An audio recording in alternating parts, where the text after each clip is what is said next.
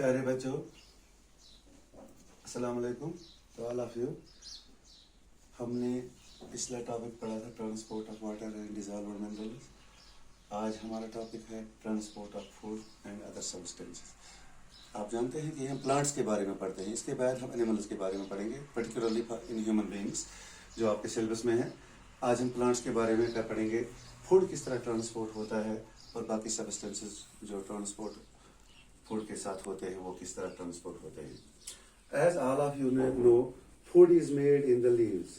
Food कहाँ बनता है? लीव्स में। सब आप जानते हैं फूड लीव्स में बनता है in the form of glucose.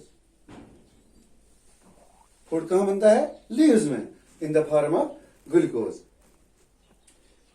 तो ये फूड जो है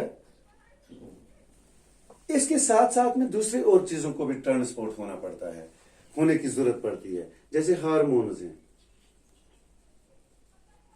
हार्मोन्स ये पौधे के डिफरेंट पार्ट्स में बनते हैं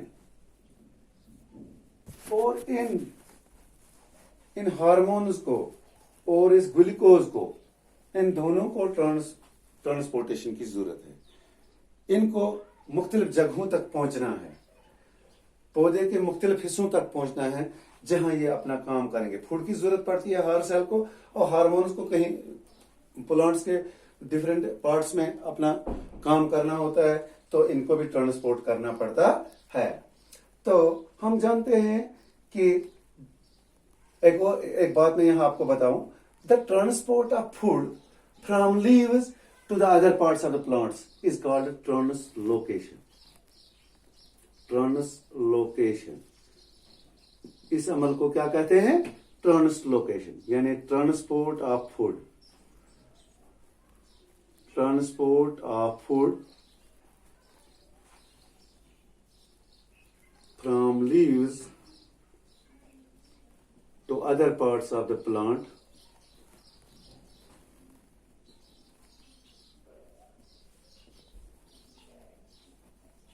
is called translocation.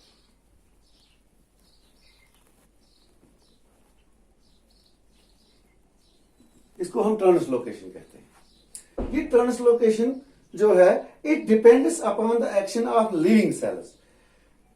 जहां जाइलम जो है उसमें डेड सेल्स होते हैं वो, तो यहां लिविंग सेल्स होते हैं, उनको हम कहते हैं फ्लोएम। इस टिश्यू को हम कहते हैं फ्लोएम, जो ट्रांसपोर्ट करता है, और उन सेल्स को हम कहते हैं सीव ट्यूब्स।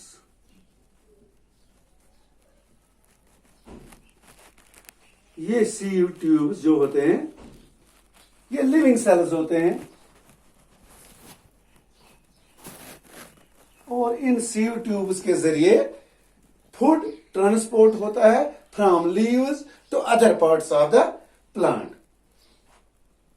सीव ट्यूब्स क्या होते हैं? यहां मैं एक बनाऊंगा, एक सीव ट्यूब। ये सीव ट्यूब्स जो होते हैं, दीज आर लिविंग सेल्स, लेकिन they are joined end to end. They are joined end to end, मगर इनके एंड वॉल्स जो होते हैं,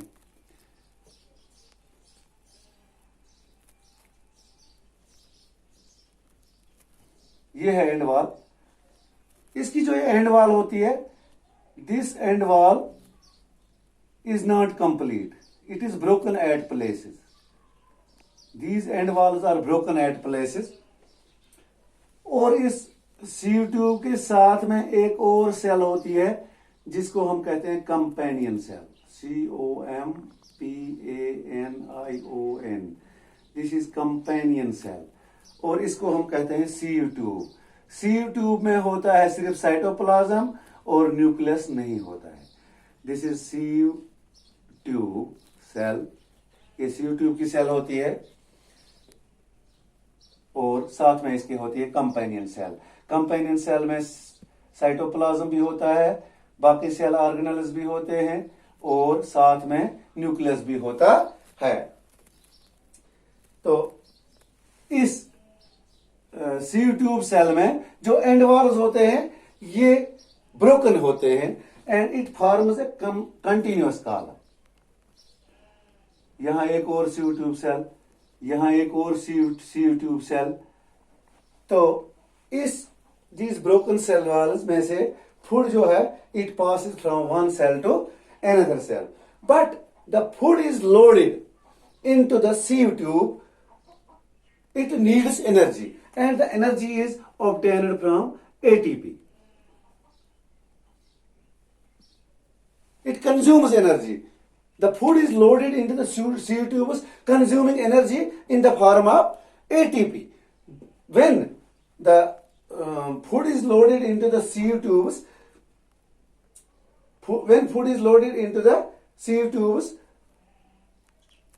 तो ये फूड जो है it is carried to all parts of the plants. उसके बाद sieve tube में जब ये लोड हो जाता है एनर्जी यूज करके, तो उसके बाद वहां एक थोड़ा सा प्रेशर क्रिएट होता है, और इस प्रेशर के जरिए ये मुख्तलिफ हिस्सों तक, पौधे के मुख्तलिफ हिस्सों तक पहुंच जाता है। It reaches to the all parts of the plant.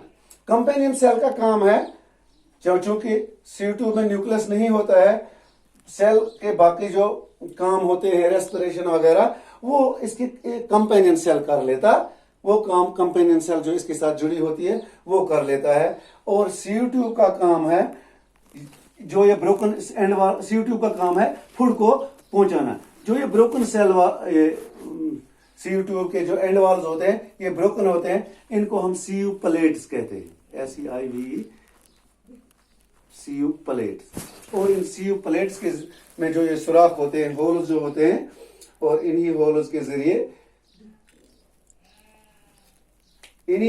जरिए ये फूड जो है एक सेल से दूसरे सेल में, दूसरे सेल से तीसरे सेल में, और पौधे के मुख्तलिफ हिस्सों तक पहुंच जाता है। These sieve tubes also form a continuous column throughout the plant, so the food reaches to all parts of the plants by this process and this transport।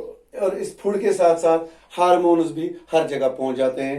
This is called translocation. This is how the food reaches to all parts of the plant, and this is all about the transport of food and other substances, how it occurs.